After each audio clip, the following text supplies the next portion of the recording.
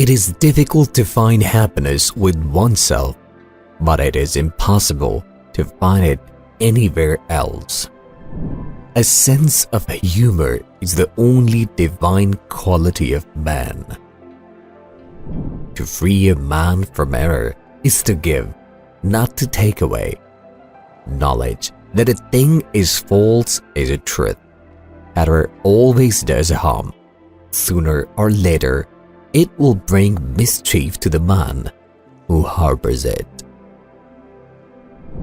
Talent hits a target no one else can hit.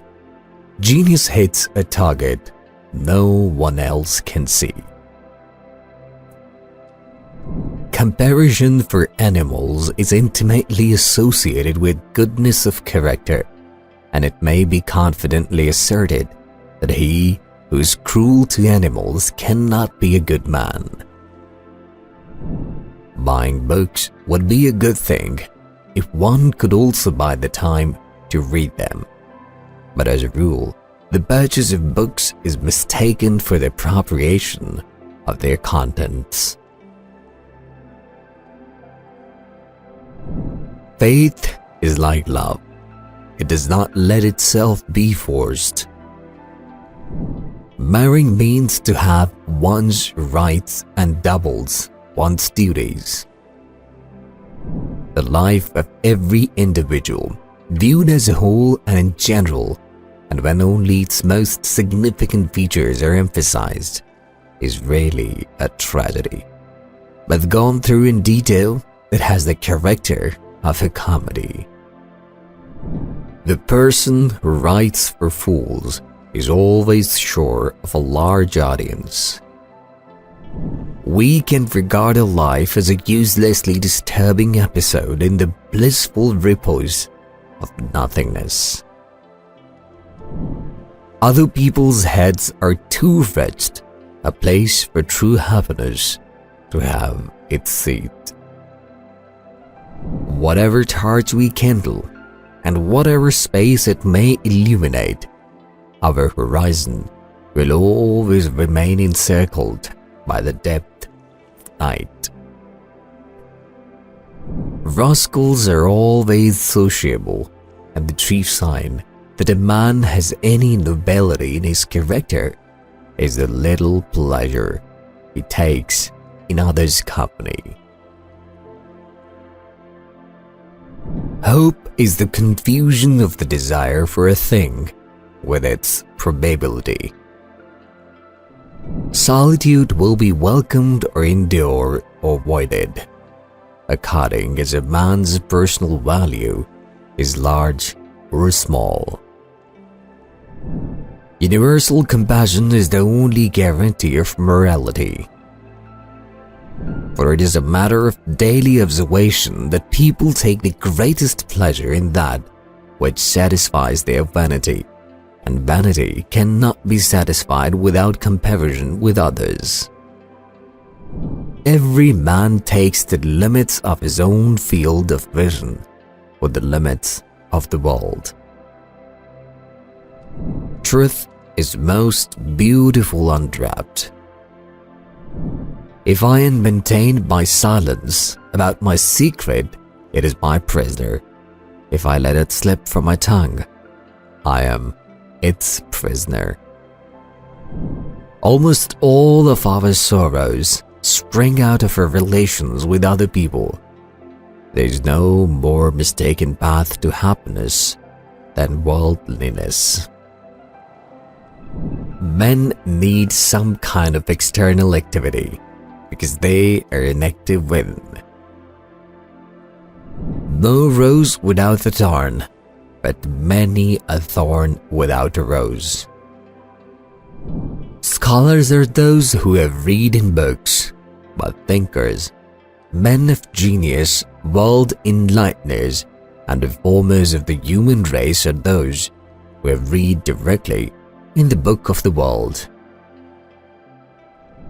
Thus also every keen pleasure is an error and an illusion, for no attained wish can give lasting satisfaction.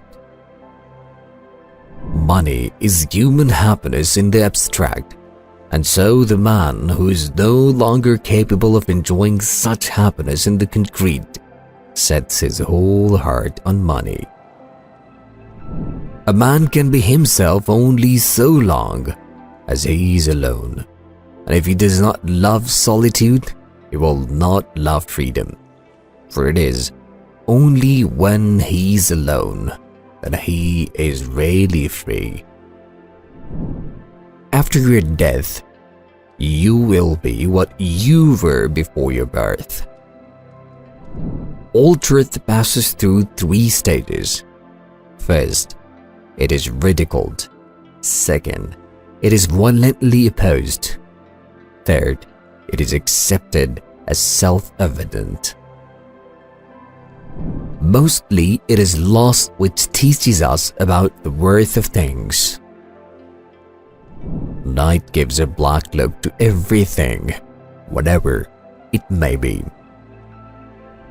To be alone is the fate of all great minds, a fate deplored at times, but still always chosen as the less grievous of 2 evils.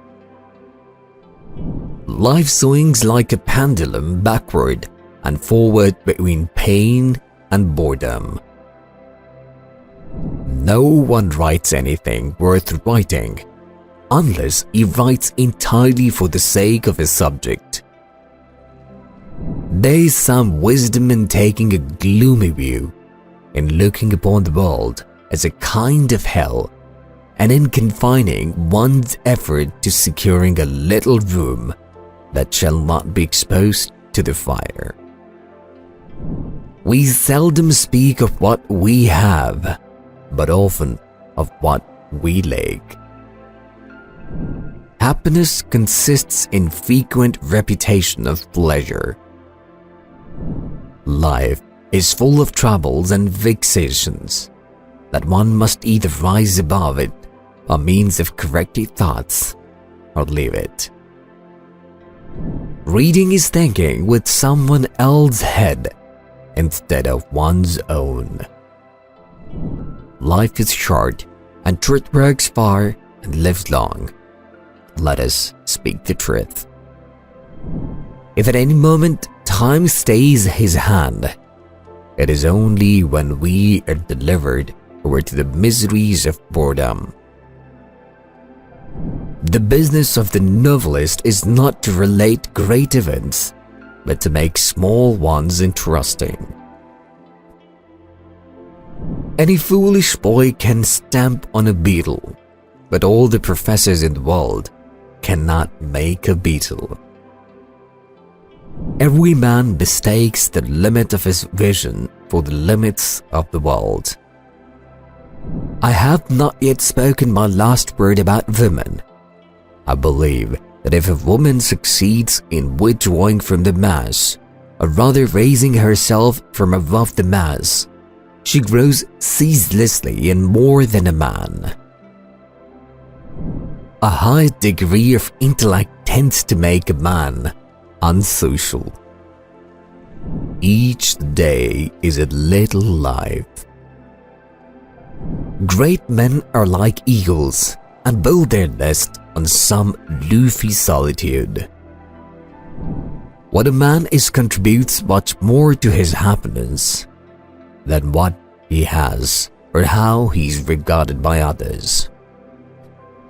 The safest way of not being very miserable is not to expect to be very happy.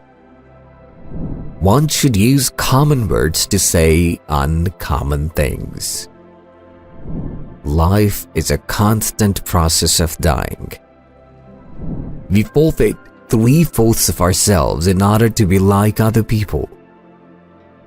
We seldom think of what we have, but always of what we lack. It is difficult to find happiness within oneself, but it is impossible to find it anywhere else. If we suspect that a man is lying, we should pretend to believe him. Then he becomes bold and assured, lies more vigorously, and is unmasked. Thus, the task is not so much to see what no one yet has been, but to think what nobody yet has thought about that which everybody sees. The conviction that the world and man is something that had better not have been is of a kind to fill us with indulgence towards one another. Ordinary people barely think how they shall spend their time. A man of talent tries to use it. The fourfold root of the principle of sufficient reason is: anything perceived has a cause, all conclusions have premises, all effects have causes, all actions have motives. A man who has not enough originality to think out of a new title for his book will be much less capable of giving it new contents.